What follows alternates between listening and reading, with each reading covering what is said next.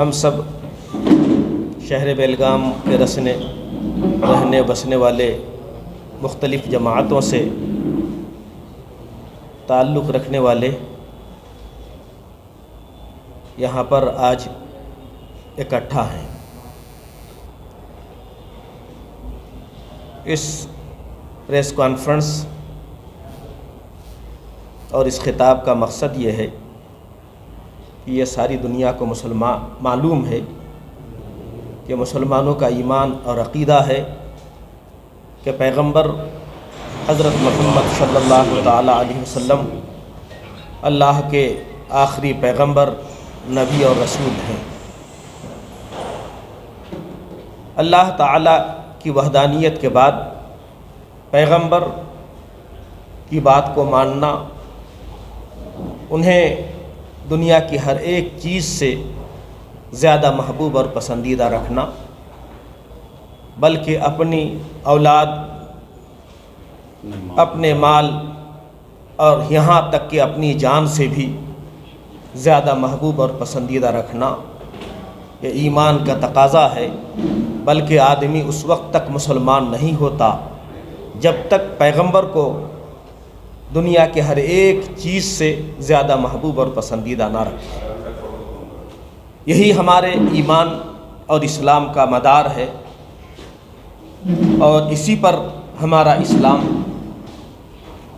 یقیناً ٹکا ہوا ہے۔ پیغمبر کے ساتھ اگر اس رشتے میں کوئی کمی آئے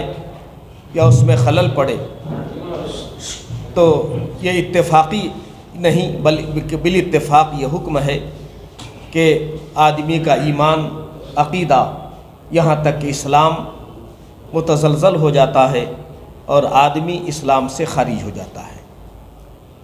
الحمدللہ ہمارا ملک بھارت ہمیشہ سے مختلف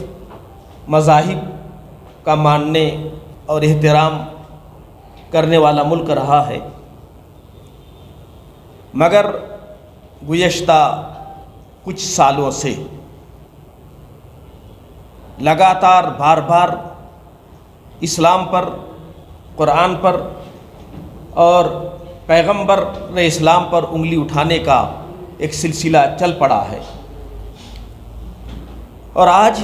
دنیا کے اندر جو اتھل پتھل ہے، افراتفری کا ماحول ہے، عدم تحفظ کا ایک فضا قائم ہے، اس کی بہت بڑی وجہ اسی طرح کے خیالات اور اسی طرح کے بے تکا بیان ہے، جس سے مسلمانوں کی دل آزاری ہوتی ہے اور پھر امن و سکون میں خلل پڑتا ہے۔ چونکہ یہ ساری دنیا کو معلوم ہے کہ مسلمان اپنی جان، اپنے مال، اپنی اولاد اور اپنے سارے آرام و آشائش اور فائدے کو قربان کر سکتا ہے، لیکن جب بات آتی ہے پیغمبر کی عظمت کی، ان کے وقار کی، ان کی عزت کی، تو یقیناً دنیا کا کوئی بھی مسلمان اس کو برداشت نہیں کر سکتا۔ اور یہ بات ہمارے دشمنوں کو بھی معلوم ہے، اسی بنیاد پر تو بار بار پیغمبر اور قرآن کو اور اسلام کو وہ ٹارگٹ بناتے رہتے ہیں۔ ابھی نیا تازہ معاملہ ہمارے ہی ملک بھارت کا ہے، جہاں گزشتہ 27 مئی 2022 کو بنارس کے اندر ایک نیشنل ٹی وی پر ڈیبیٹ کرتے ہوئے بی جے پی ایکس ترجمان نپور شرما نامی کسی خاتون نے پیغمبر اسلام صلی اللہ علیہ وسلم پر وہ گندی، بھدے اور گھنونے ریمارکس کیے جس کو نہ مسلمان زبان پہ لا سکتا ہے، نہ ایسے الفاظ کو وہ سننا گوارا کر سکتا ہے۔ اور بد نصیبی یہ ہے کہ پھر اسی کے بعد فوراً بی جے پی ہی کے دوسرے ایک ترجمان مسٹر، بلکہ کہا جائے اب مسٹر جو کہ توہین کا لفظ ہے، میں اس کے لیے وہ بھی بولنا نہیں چاہتا، نوین کمار جندل نامی کسی شخص نے اسی طرح کا ایک ٹویٹ کیا، اور جس کی وجہ سے یہ معاملہ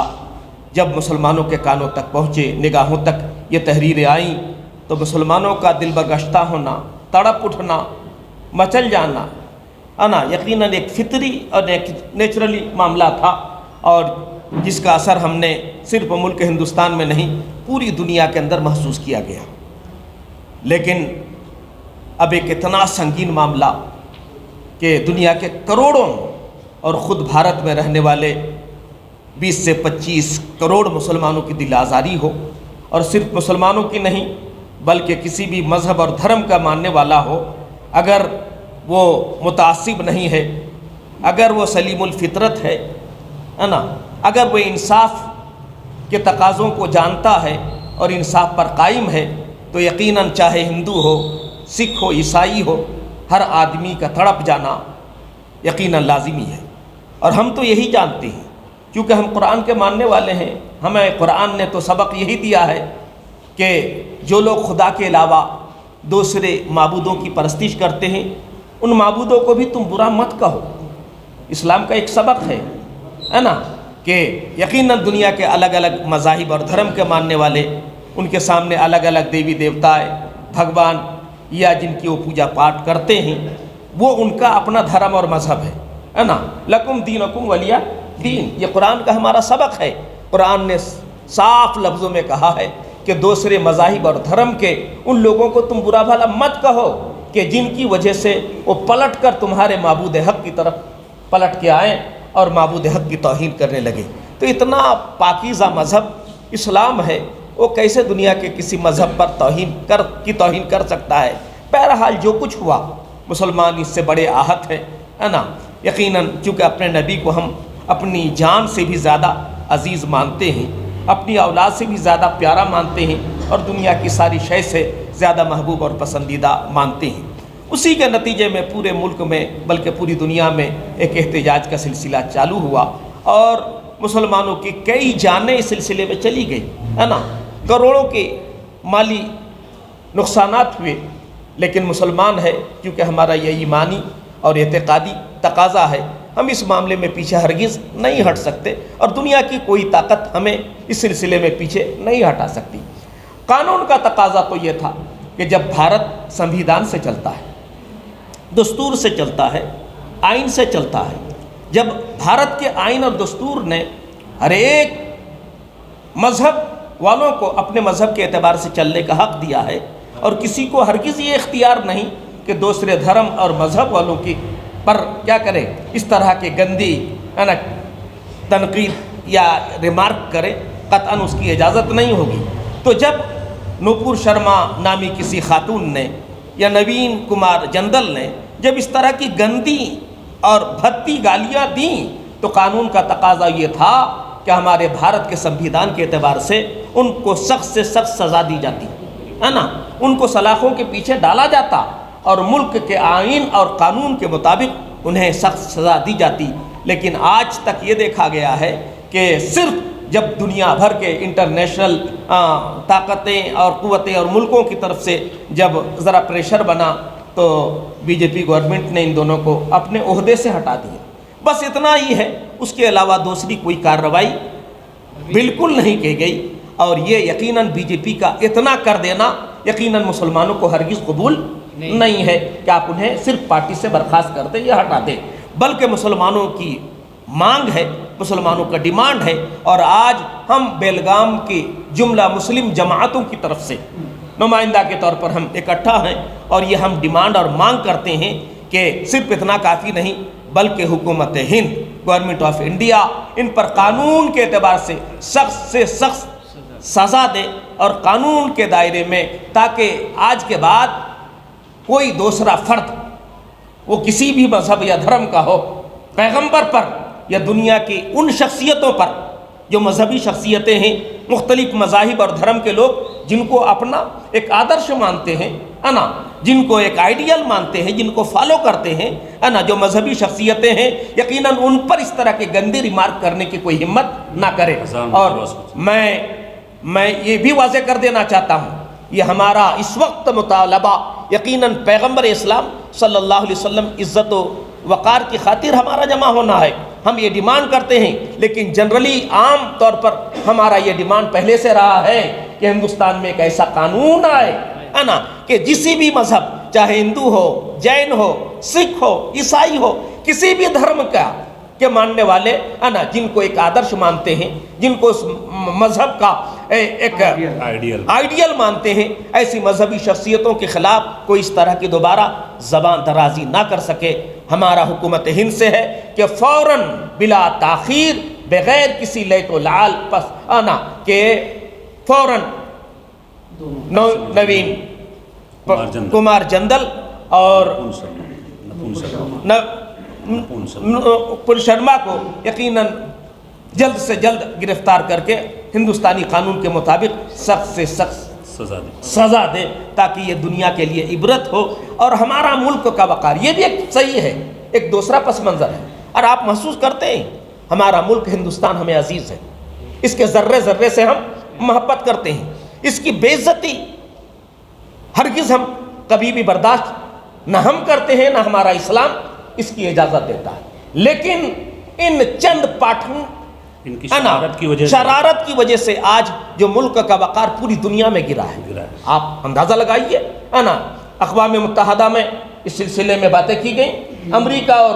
روس نے اس سلسلے میں ہندوستان پر تنقید کی، اور جہاں تک OIC کا تعلق ہے، تنظیمیں جو ہمارے اوپر جو ہے ملک ہندوستان کے اسی